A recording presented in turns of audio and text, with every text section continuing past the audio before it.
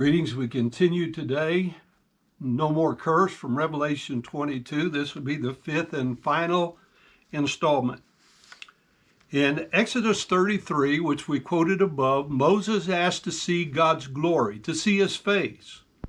Although Moses had heard God's voice and communicated as men do in face-to-face communications, according to Exodus 33, verses 9 and 10, he said in verse 18, Moses said, I beseech thee, speaking to God, show me thy glory. And so God answers in verse 20, thou canst not see my face, for there shall no man see me and live. And then we know the explanation. He said, I'll put you in a cliff of the rock, and I'll hide you with my hand, and as I go away, I'll take the hand away. Verse 33, he says, and thou shalt see my back parts, but my face shall not be seen. And you know the rest of the story. As a result, Moses went from the presence of God, and when he did, his skin glowed, and the people were so afraid to be in his presence that they required him to wear a veil for a covering for 40 days. Now, I understand that God walked and talked with Adam and Eve face to face in the Garden of Eden. And we've already talked about in chapter 21 how we're going to return to the fulfillment of that Edenic covenant. And as a confirmation of this in the New Testament, we find in the writings of John in 1 John 3, 1 and 2, that there's yet coming a day, as the Apostle John described, in which we shall see him as he is. He says in 1 John 3:1, behold, what manner of love the Father hath bestowed upon us, that we should be called the sons of God. Therefore the world knoweth us not, because it knew him not. Beloved, now are we the sons of God. I think some people who teach that we can't know and have assurance of our salvation should memorize this portion of 1 John 3:2. Beloved, now are we the sons of God.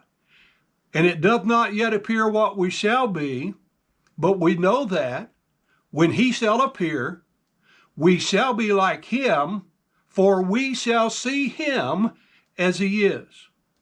I ask, do we even begin to understand the importance and impact of these simple words in Revelation 22:4, we shall see his face? And I simply remind you that this has been the theme of many songwriters, including the famous blind songwriter Fanny Crosby in one of her great hymns, I shall see him face to face. Then Revelation 22:5 says, literally, in night she shall not be herself there, and they're not having a need of a lamp. Also, they're not having a need of the light of the sun, because the Lord God, he shall give them light, and they shall reign unto the ages of the ages. And verse 6, he said to me, these faithful and truthful articulate words, and the Lord God of the holy, sanctified prophets, he sent away his particular messenger to show to his particular servants which things it is being necessary to be becoming with speed. So Revelation 22:6 declares that these are not myths and falsehoods into which, as some claim, we are placing our confidence.